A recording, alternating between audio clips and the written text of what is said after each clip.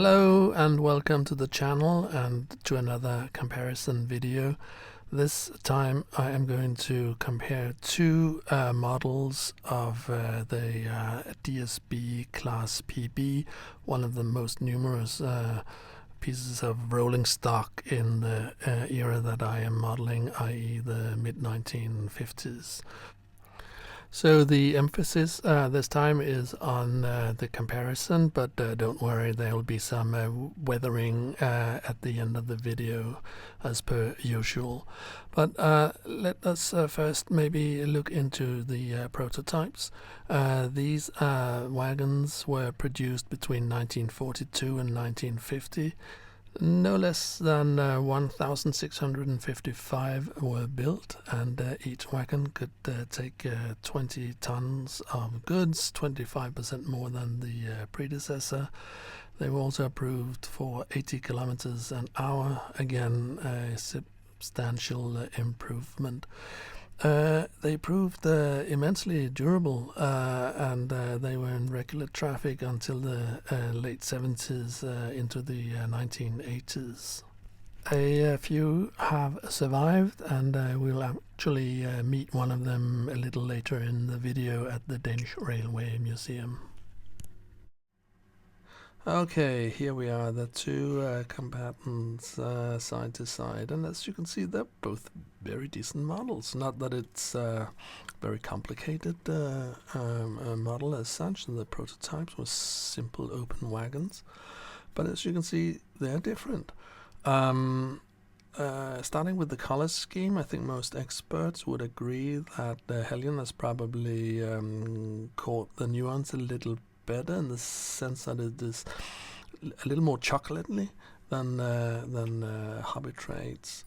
Then you can see in the inside, Hobby Trade has taken the effort to paint the floor planks, and Heljan has not.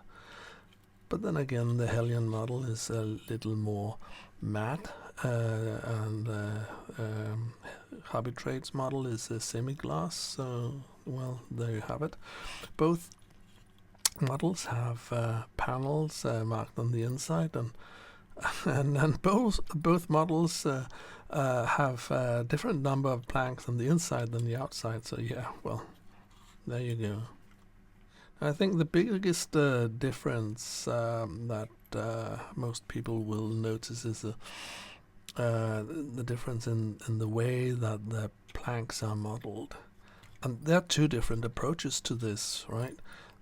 This is what you see on most model trains. Like it's the planks are overdone, so to speak.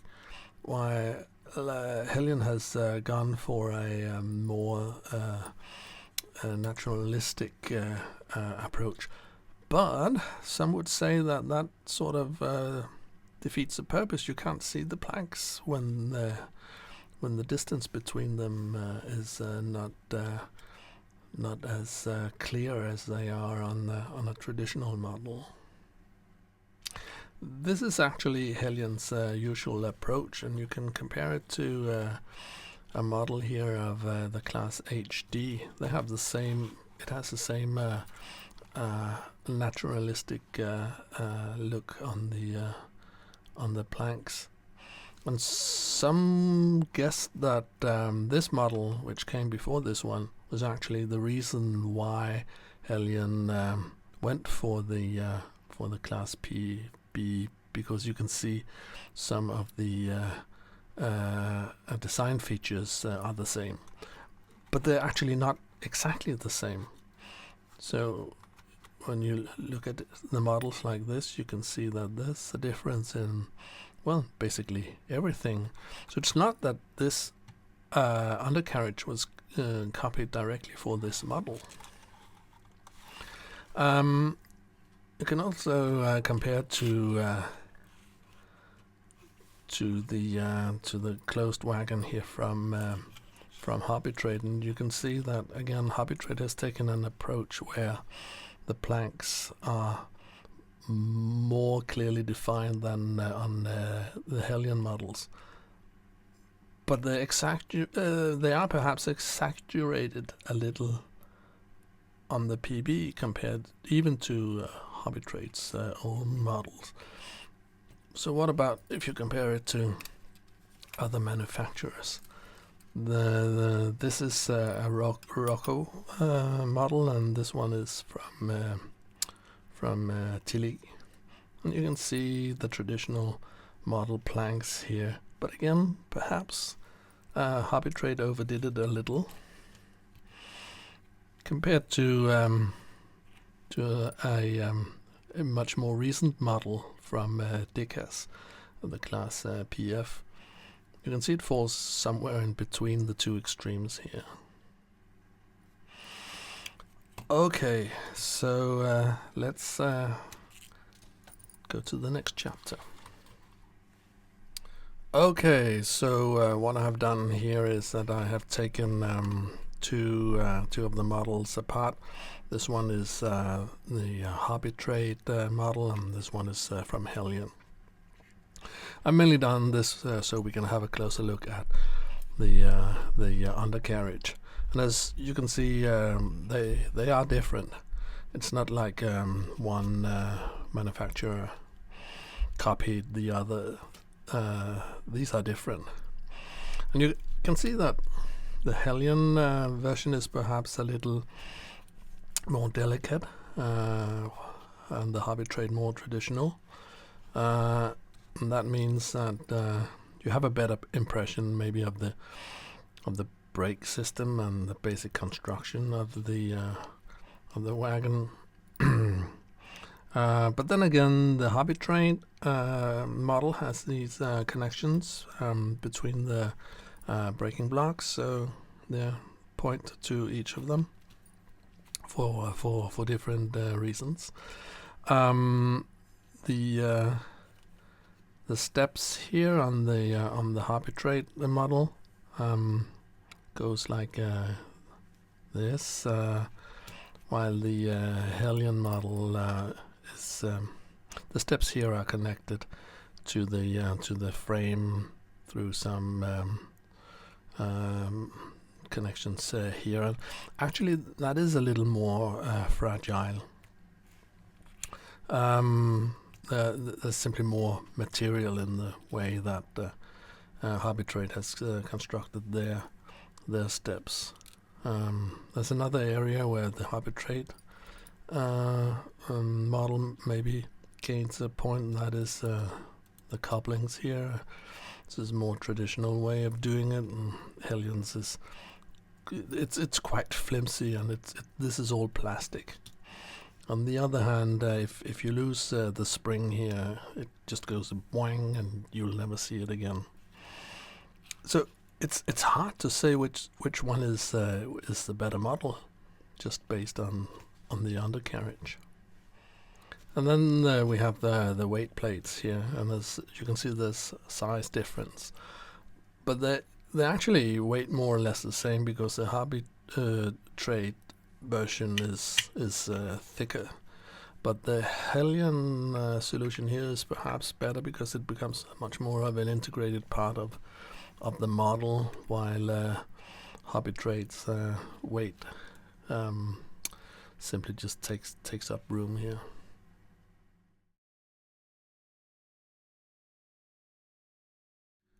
Okay, so what's the problem? You have two decent models of a very nice prototype. Well, I guess the problem is this.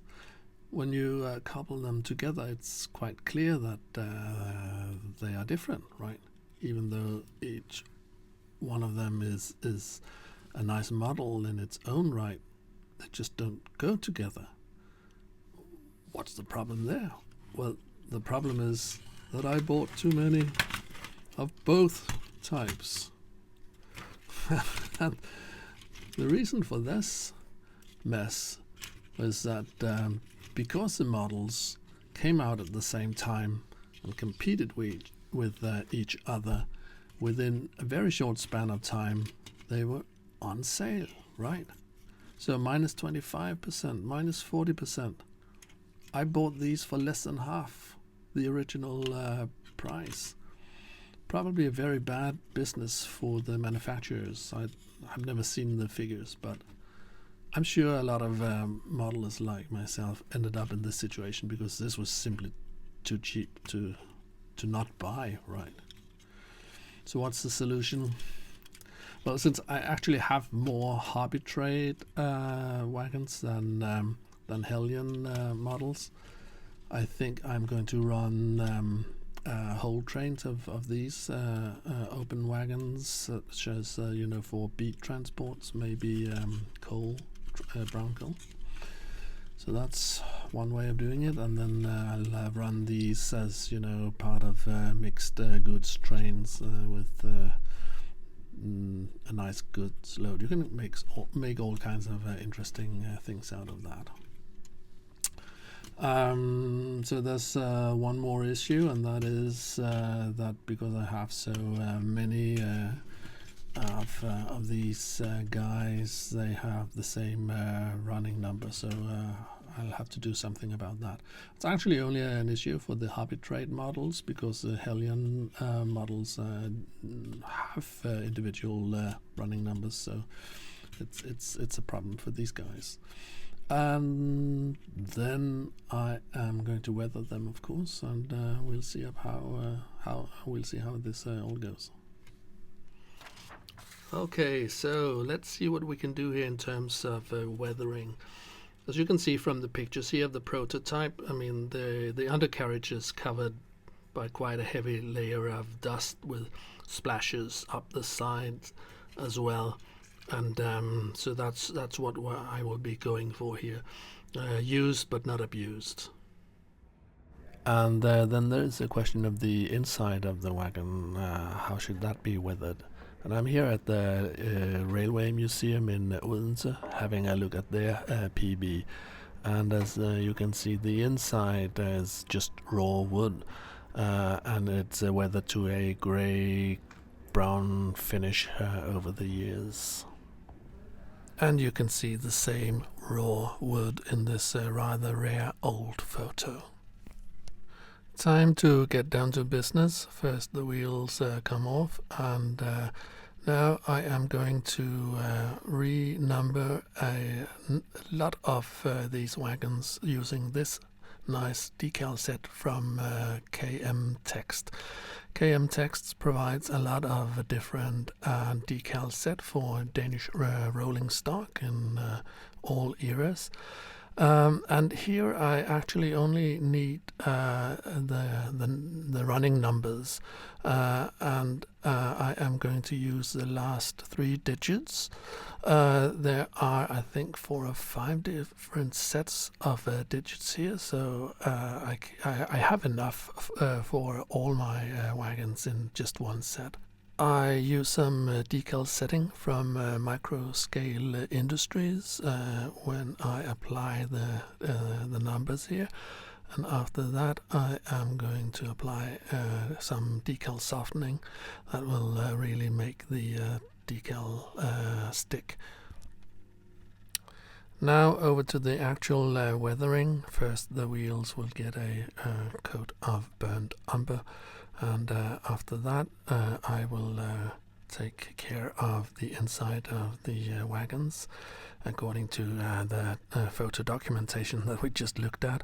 So a greyish color is much more in line with the prototypes, although you can see the inside of the steel doors are left in this DSB brown livery. Exactly like we saw it on the museum wagon. In addition to the paint, I use a number of washes, both brown, grey and black, and as you can see it helps binding the whole thing together.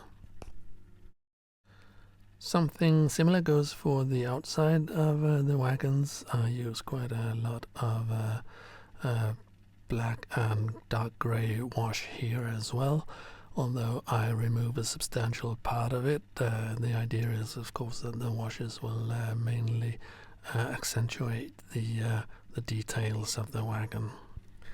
The rest is very much business as usual. A quick layer of dirt on the undercarriage, followed by a layer of weathering powders. These ones are from Noch and AK Interactive. Finally, a drop of grease oil on the buffers, and we are more or less ready. Alright, job's done. Here's the final result. This is the Hobby Trade wagon, and this is the Heljan wagon.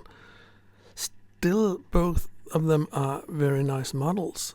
Problem is, they still don't go together, even though they have been under the same weathering regime here. So, what to do? Especially because I have quite a few.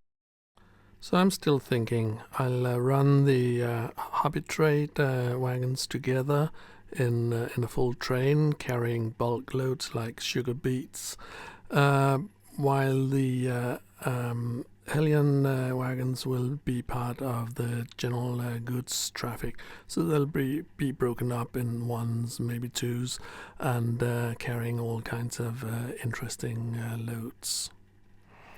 Okay, that's it for today. Please leave a like if you liked what you saw. Consider leaving a comment. Let me know if you like these comparison videos.